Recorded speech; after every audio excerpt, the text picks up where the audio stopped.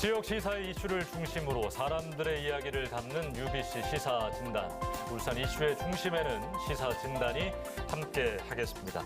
자, 코로나가 재확산하면서 우리 경제에 큰 타격을, 부정적인 영향을 주고 있습니다. 오늘 주제는 부동산인데요. 이런 상황들이 부동산 시장에 어떤 영향을 미칠지, 또 최근 정부의 부동산 정책들 얼마나 실효성을 가질지 심층 분석을 해보도록 하겠습니다. 서정열 영산대 부동산 대학원장과 함께 이야기합니다. 어서 오십시오. 네, 안녕하세요. 요즘 뭐 코로나 때문도 그렇지만 부동산 전문가들도 아주 바쁜 나날을 보내고 계실 것 같은데 어떻게 좀 지내셨습니까? 네, 요즘에 코로나 상황 때문에요. 예. 개학을 앞두고 있으면서 비대면 강의 준비도 좀 하고요. 예. 그리고 또 말씀하신 것처럼 지역의 부동산 시장이 어떻게 여하히 흘러갈 건가에 대한 예. 관심이 크기 때문에 관련된 데이터들을 보면서 좀 지역 시장에 대한 이해를 높이고 있습니다. 그러시군요. 이 부동산 이슈가 한동안 큰 주목을 받다가 코로나가 재확산하면서 그런 이야기를 할 기회가 좀 적어졌습니다. 많은 분들 궁금해하실 텐데 오늘 여러 가지 질문을 한번 드려보도록 하겠습니다. 연이은 부동산 대책이 정부에서 나왔는데 집값은 떨어지지 않고 있는데요. 그 배경은 좀 어디 있다고 보세요? 일단 정부가 너무 많은 대책을 쏟아냈죠. 예. 그런데 그 대책들이 뭐 22번이냐 23번이냐 이렇게 얘기들을 하시는데 지역 시장이나 전체 시장에 좀 소위 제대로 작동되지가 않는 것 같습니다. 그러니까 이것을 두고 미국의 시카고 대학의 선스타인 교수는 규제의 역설이다 이렇게 얘기를 했거든요. 그러니까 결국은 정부가 집값을 잡기 위해서 개입을 합니다만 정부의 실패로서 규제가 먹히지가 않고 소위 역설적으로 시장 가격은 계속 오르는 그런 예. 상황이 지금 연출되고 있는 것이죠. 6.17 대책 기억하실 겁니다. 이례적으로 뭐 앞에 초강력이라는 뭐 수식어까지 붙었었는데 풍선 효과라고 하죠. 이 대책이 나오고 나서 일부 지역의 매매가, 뭐 전세값이 폭등을 하는 경우 여러분 보셨을 거예요.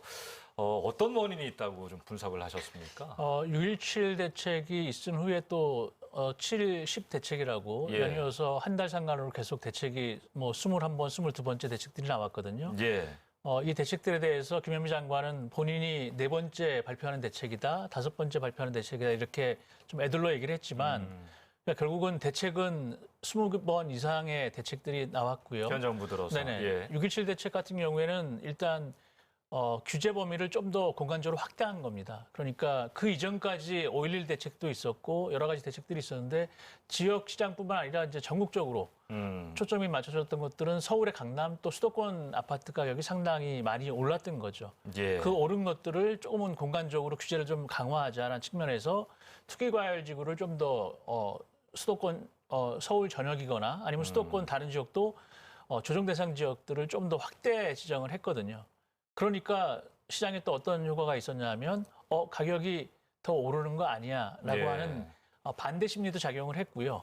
정부의 규제가 강화졌다는 건 이전에 가격이 올랐던 걸 또 인정하는 거 아니냐라고 하는 심리가 좀 더 커지면서 그 이후에 사실은 서울 수도권 집값들은 더 올랐고 바로 연이어서 710 대책이 또 발표가 되기에 이르렀는데요. 예. 그것은 이제 집값이 너무 오르니까 이제는 재산세, 보유세 이런 것들을 좀 강화하자, 과세를 좀 강화해서 소유를 좀 막겠다라고 하는 쪽으로 또 가닥을 잡았었는데 예. 그 역시도 사실은 시장에서 제대로 작동되지 않고 뭐 현재까지 계속 지금 오르고 있는 상황이라고 말씀드릴 수가 있습니다. 그렇습니다. 방금 원장님 말씀하신 70 대책, 6.17 대책 나오고 한 달도 채 되지 않아서 또 대책이 나왔는데 다주택자에 대한 세금 부담을 늘리는 내용이 포함되어 있습니다. 이 전문가들의 의견이 좀 엇갈리는데 원장님은 어떤 생각 좀 갖고 계십니까? 다주택자가 세금을 많이 내는 것에 대해서 뭐 징벌적 과세다라는 얘기 하고 있는데요. 예. 뭐 세금을 걷겠다면 정부 입장에서 거둘 수 있죠. 그런데 세금을 올리는 것보다 소유한 주택의 가격 상승폭이 더 크다면 정부가 원하는 대로 오른 가격의 과세 기준 때문에 집을 내놓는 것이 아니라 예. 오히려 저 집을 수송하는 쪽으로 가게 된다면 정부 입장에서는 과세 기준을 올렸기 때문에 세금은 많이 얻을 수 있지만 시장에 그만큼 다주택자들의 주택이 팔아서 소위 공급이 많아지는 형태, 그래서 집값이 안정화되거나 떨어지는 상황은 지금 연출되고 있지는 않다 이렇게 말씀드릴 수가 있겠죠. 핵심 내용 중에 하나, 무주택자를 위한 주택 공급을 확대한다라는 내용이 있었습니다. 그러니까 다주택자에게는 부담을 주고 네. 주택이 없는 사람에게는 기회를 주고 네네. 이게 전체적인 큰 틀인 것 같은데 좀 평가를 해 주시죠. 710 대책에서는 무주택자에 대한 또 생애 최초 주택을 마련하는 분들에 대한 혜택은 있습니다. 그러니까 예. 예를 들어서 요즘에 맞벌이가 많은데 합산해서 부부 합산으로 연소득이 한 8천만 원 미만이다 그러면 0.3% 정도의 그 전세 금리를 좀 인하해 주는 것도 있고요. 예. 그리고 예를 들어서 8천만 원 이하일 경우에는 예를 들어서 조금 더 그 특별 공급량을 늘리거나 해서 주택을 좀 무주택자 입장에서는 집을 쉽게 얻을 수 있는, 살 수 있는, 청약할 수 있는 조건들을 만들어 놓긴 했습니다. 예. 그런데 지금 대출들이나 이런 것들은 좀 또 많이 줄어났기 때문에 시장 자체 내에서 무주택자들이 그럼 내 집 마련하기 쉬우냐, 뭐 이것을 청약 지금 가점이나 이런 것들을 또 기준을 바꿔놨기 때문에 오히려 젊은 사람일수록 또 아이가 없을수록 청약에 넣어서 당첨될 확률은 서울 수도권에서는 낮아졌기 때문에 더 어렵다. 뭐 그래서 사실은 요즘에 40세 미만 우리 연령대에서 영끌 뭐 이런 얘기를 많이 예. 패닉 바잉 이런 얘기가 나오는 것이 그만큼 청약을 통해서 얻을 수 있는 그 분양주택을 얻을 수 있는 확률이 좀 줄어들기 때문에 예. 뭐 다른 방법을 통해서라도 내 집 마련을 좀 하겠다라는 의지가 시장에 반영된 결과가 아닌가 이렇게 생각을 합니다. 장기적으로 봐서는 좀 실질적인 안정세가 과연 올 것인가에 대한 전망을 좀 해주신다면 어떻습니까? 현재로서는 정부의 대책보다는 오히려 코로나 사태가 언제 종식될 거냐가 더 급선무일 것 같습니다. 예. 왜냐하면 지금 우리 울산도 그렇고 경제 환경이 너무 좋지가 않기 때문에요. UBC에서도 방송을 하셨습니다만 우리 울산의 산업단지의 매출이 지금 한 10조 정도 줄었다는 거 아닙니까? 예. 기업체를 보면 한 600개 업체가 지금 도산하고 있다 뭐 이런 내용인데 결국은 그만큼 지역 경제가 좋지 않은 상황에서 지역 여건에서 예를 들면 직장 생활하는 셀러리맨 생활을 하는 분들이 과연 내 집 마련에 집값이 오른다고 해서 적극적으로 나설 것이냐? 뭐 그것은 조금은 또 아니라고 저는 개인적으로 생각을 합니다. 예, 코로나라는 변수 말씀해 주셨습니다. 지금까지 부동산 시장의 현주소 간략하게 살펴봤습니다.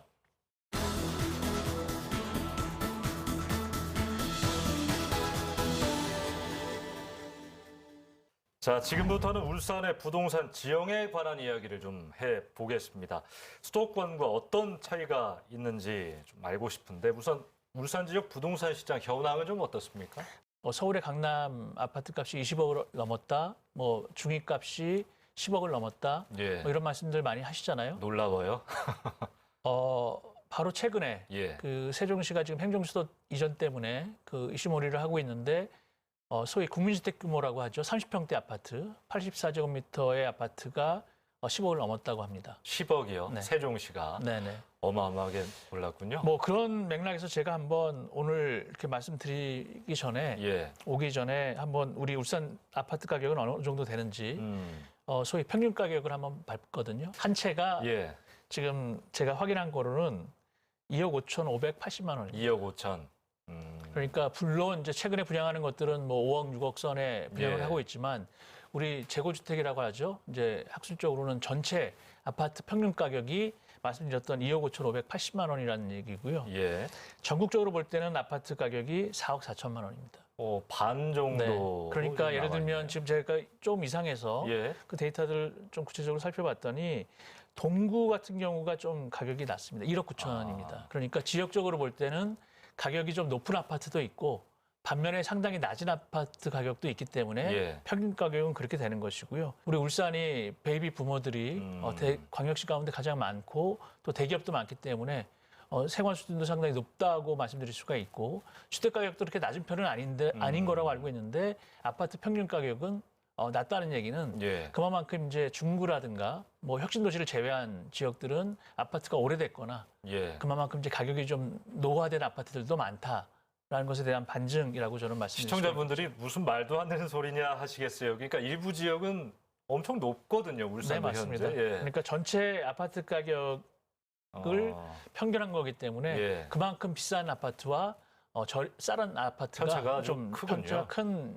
시장이 예. 바로 우리 울산 시장이다라는 말씀을 드릴 수밖에 없을 것 같고요. 예. 이런 상황에서 우리 울산은 지금 전세값 상승률이 그 한국감정원에서도 발표를 했습니다만 세종시에 이어서 전국 2위 수준입니다. 상승률이요? 상승률이요. 예. 전세값이 그만큼 높다는 것이 아니라 상승률이 높아졌다는 얘기는 그만큼 집값 상승에 대한 부담이 있어서 우리 울산의 실수요자들이 전세로 계시려고 하는 수요가 많거나 아니면 뭐 그만큼 조금은 그 다른 지역과 다른 양상을 지금 보이고 있다라고 볼 수가 있는 거죠. 그러니까 예. 내 집 마련을 하려는 실수요자가 내 집 마련을 바로 하기보다는 전세로 다시 조금은 앉으면서 대기 수요로 지금 가고 있는 상황이기 때문에 일부 지역의 전세값들이 조금 또 오르는 예. 그런 것들이 우리 울산의 전세값을 전국 2위 수준으로 좀 만든 것은 아닌가 이렇게 생각을 합니다. 뭐 6.17 70 대책을 보면 앞으로 정부가 또 어떤 기조를 갖고 나아갈 것인가 예상을 할 수 있잖아요. 이런 것들이 울산 부동산 시장에 미칠 영향은 좀 어떻게 보고 계십니까? 급격한 가격 상승은 예상되지가 않습니다. 그러니까 이제 코로나 사태도 있지만 또 모두에 말씀드렸던 지역 경제 여건 뭐 이런 상황들이 나홀로 집값 상승을 올릴 만큼 견인할 만큼 이렇게 주도적인 힘은 없다고 보고요. 예. 그게 오히려 우리 울산 지역의 주택가격 형성에 있어서는 좀 자연스러운 상황이라고 볼 수가 있겠는데 현재 상태를 조금은 그대로 유지하면서 횡보하지 않을까 저는 생각을 합니다. 예. 7월 기준을 보면 한국감정원 7월 울산 지역 주택 거래량이 6월보다 109%나 급증했습니다. 울산 주택 거래 시장에 좀 활기를 띠고 있는 것 아닌가라는 생각도 드는데요. 이유를 어디에서 좀 찾을 수 있을까요? 일단 이런 상황 속에서도. 좀 저는 지역적 착시다 이렇게 말씀드릴 수가 있고요. 네. 예. 우리 울산뿐만이 아니라 다른 광역시로도 사실은 분양권 전매 제한 뭐 이런 조치가 시행되기 전에 조금은 그 이득을 보려고 하는 예. 여계 자본들이 많이 유입을 했습니다. 그러니까 우리 울산 시내에서의 어떤 내재적인 실수요가 확대됐다기보다는 여계 자본이 우리 지역으로 들어오면서 일시적으로 가격이 조금은 올라간 상황이었기 때문에 이때 상황에서 일부 실수요자분들은 이제 주택을 매입했을 수도 있는데 그런 분들이 가세하면서 거래 건수는 좀 더 늘어난 그런 상황이지만 실제 그 속성을 좀 살펴보면 여계 자본의 유입에 따른 일시적인 상승 그리고 거래가 좀 늘었다 이렇게 예. 보실 수가 있겠고요. 과연 이 상황이 계속 그러면 가격 상승으로 진행될 것이냐 저는 조금은 회의적입니다. 20, 30대들이 지금 나오는 매물 비싼데도 불구하고 뭐 신용대출 받고 영혼까지 끌어모아서 뭐 다 사는 현상. 이게 수도권, 경기 지역 뭐 심하다고 하는데 영남권, 울산 지역에도 이런 현상들이 좀 있습니까? 지역적으로 똘똘한 한 채들은 있을 수 있고요. 예. 당연히 그런 똘똘한 한 채, 그러니까 똘똘한 한 채라고 하는 것은 뭐 서울의 강남이 상징적입니다만 우리 지역에도 있거든요. 예를 들면 사람들이 많이 관심을 갖고 있고 하는 것들은 지역적으로 다 있을 수밖에 없습니다.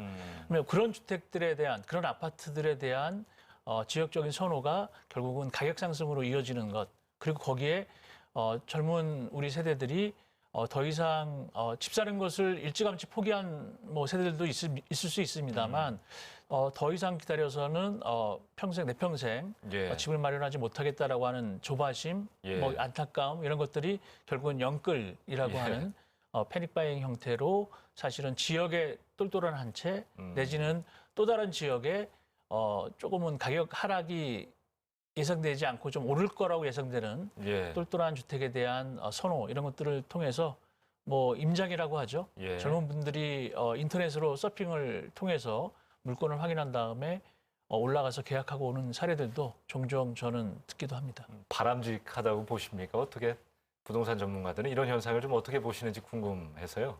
김현미 장관은 예. 집값이 이제 떨어지려고 하는데 우리 30대들이 소위 영끌에서 내 집을 마련하고 있다는 것이 좀 안타깝다라는 말씀을 방송을 통해서 예. 저도 접해 들었는데요. 글쎄요. 결국은 정부의 23번째 대책을 통해서 집값이 이렇게 올라가는 동안 떨어지지 않았는데 정부의 생각대로 영끌하지 마시고 좀 기다려 보십사 하고 말씀드리기에는 지금의 상황은 그렇게 정부 입장을 따라라라고 말씀드리기 또 좀 애매한 부분이 어렵다. 없잖아 있습니다. 그러니까 결국은 예. 자기의 자산 규모라든가 여건에 따라서 내 집을 마련하실 분들은 정권과 상관없이 그리고 또 시기와 상관없이 항상 실수요는 존재한다는 측면에서 보면 예. 개인적 선택이라고 저는 생각을 하고요. 그렇지만 우리 만약 울산에 계신 분들이 만약 지금 내 집 마련할 시점이냐라고 여쭙는다면 저는 지금은 아니다. 오히려 좀 더 기다려 보시라는 말씀 좀 드리고 싶습니다. 예. 그 정부가 시장을 교란하는 행위들, 그러니까 이른바 뭐 부동산 미끼, 허위, 과장, 광고 매물들을 단속하겠다, 끊어내겠다 이렇게 좀 밝혔는데요. 오늘 나오셨으니까 좀 알아가면 좋을 것 같습니다. 구체적인 피해 사례와 좀 당하지 않는 방법, 또 어떻게 하신 분들은 처벌을 받는지 그런 것도 좀 짚어주실까요? 싸게 올라온 물건을 보고 인터넷이나 네, 뭐 소비자들이 보고. 검색을 하다가 예. 갔더니 연락을 했더니 오시라 해놓고는 그 물건이 금방 나갔다. 뭐 다른 물건이 있는데 사시지 않겠냐 이렇게 되는 게 이제 사실 허위 매물 내지는 미끼 매물이거든요. 예. 뭐 이거에 대해서는 정부는 일단 좀 문제가 생기면 공인중개사에게 과태료 500만 원을 부과하겠다, 500만 원 이하를 부과하겠다라는 법적 예. 조치 조항을 지금 만들어 놓고는 있습니다. 그 공인중개사법을 지금 개정안을 발의하고 있는데요. 적발이 되면 법에서 정한 기준대로 처벌받는 것은 마땅하다고 보는데 과연 지금의 그 상황들이 소비자 입장에서는 당연히 이런 허위 매물이나 미끼 매물에 현혹될 만큼 조금은 긴박하게 흘러가고 있다라는 측면을 예. 오히려 좀 정부가 이 상황을 좀 그 상황 자체로 그냥 허위 매물이 올라왔다라고 보기보다는 왜 이런 상황이 시장에서 만들어지고 있는지에 대한 좀 그 인사이트를 통찰을 좀 하실 필요도 있다고 저는 생각을 합니다. 그 다주택자에 대한 세금 늘리겠다 발표를 했지만 이게 법 적용 시기나 기준이 복잡해서 시행 초반에 좀 혼란스럽기도 했는데 이것도 한번 좀 짚어주시죠, 원장님. 네, 이것은 네. 앞서 말씀드렸던 710 대책을 통해서 이제 주택을 비싼 걸 갖고 있으면 또는 많이 갖고 있으면 세금을 더 내라라고 예. 하는 것이고요.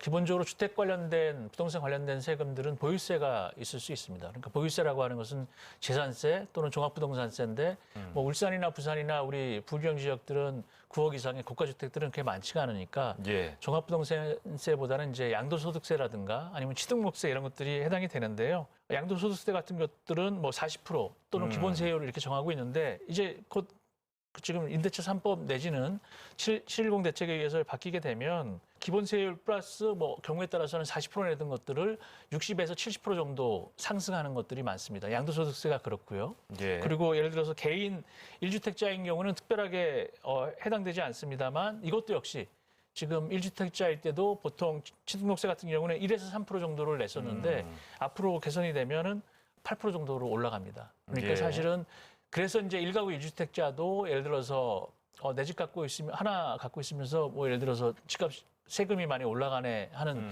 그 안타까움을 내시는 경우가 이제 이런 경우가 해당되는데요. 예. 취득세도 지금 그렇게 해서 인상이 된다는 얘기고요. 뭐 법인 같은 경우는 이제 법인 주택들을 조금 정부에서는 투기성으로 보기 때문에 과세 기준을 많이 올렸습니다. 주택가액에 따라서 전에는 1에서 3% 정도의 취득세를 냈다면 이제 앞으로 이 법이 바뀌는 거에 대해서는 12% 정도의 법인 예. 취득세를 내기 때문에 그래서 지금 법인들이 사실은 법인 물건들이 이제 많이 내놓고 있는 거고. 매물로 나오고 있다라는 예. 얘기를 김현미 장관이 얘기했던 거고 그런 주택들이나 다주택자들이 내놓는 주택들을 우리 30대가 영끌로 산다는 예. 얘기를 안타깝다고 한 것이기 때문에 뭐 그게 그만큼 시장을 가격을 낮출 만큼은 지금 되지는 않기 때문에 조금은 뭐 상징적으로 말씀하신 게 아닌가 싶긴 한데 과연 그렇다면 정부가 그 사이에 그만큼 올랐던 주택 가격을 빨리 좀 그 떨어질 수 있도록 해야 되지 않나라는 반문도 사실은 갖고 있습니다.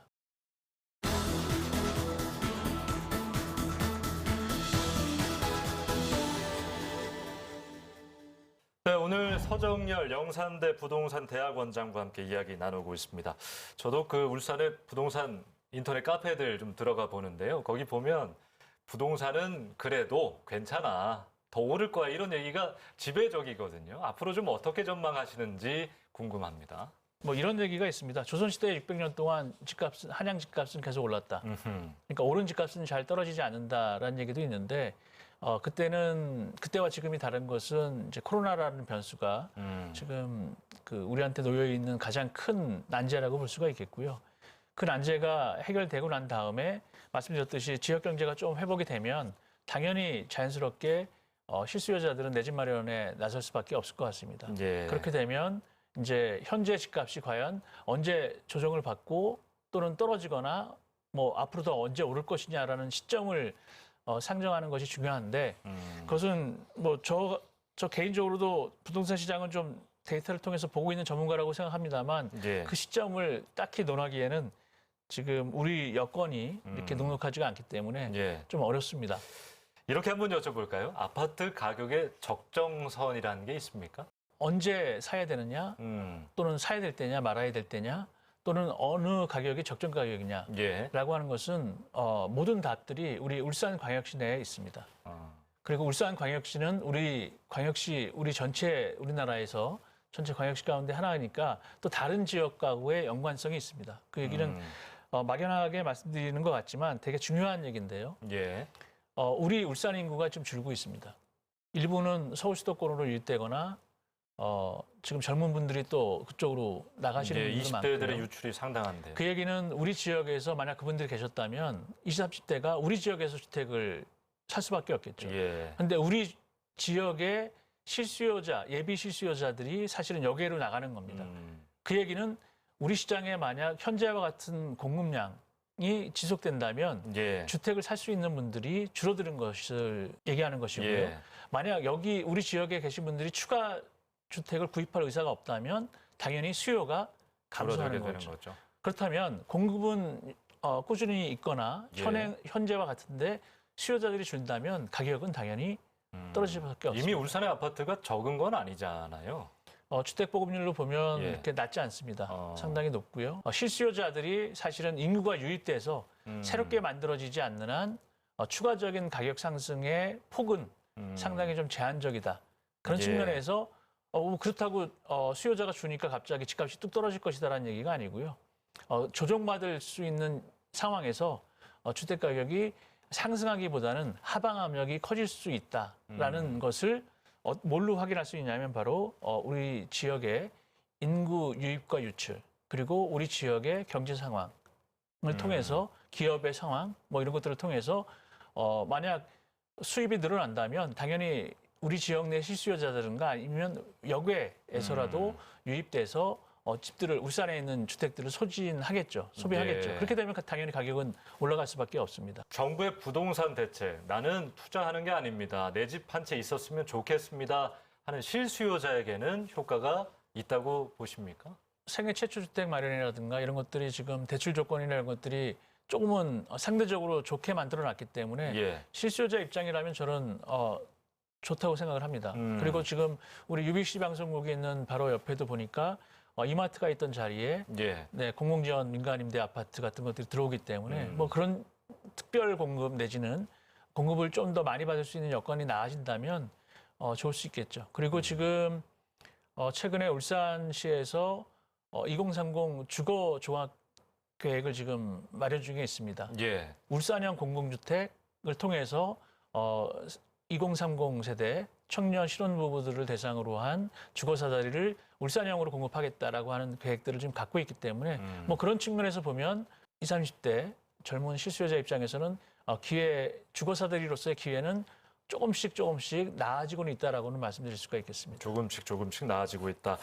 실수요자 입장에서는 역시 좀 우문일 수 있겠는데요. 내 집 마련 시기를 언제쯤으로 잡으면 좋을지. 5.11 부동산 대책으로 나왔던 분양권 전매 제한이 9월부터 시행이 됩니다. 예. 그 얘기는 뭐냐 하면 분양권을 이제는 청약을 넣어서 당첨이 되면 입주할 때까지 준공 시점까지 주택을 팔 수가 없고 그게 1가구 2주택자에 해당이 되기 때문에 이제 예. 실수요자 중심으로 분양시장에 들어오라는 시그널을 지금 정부가 준 것이거든요.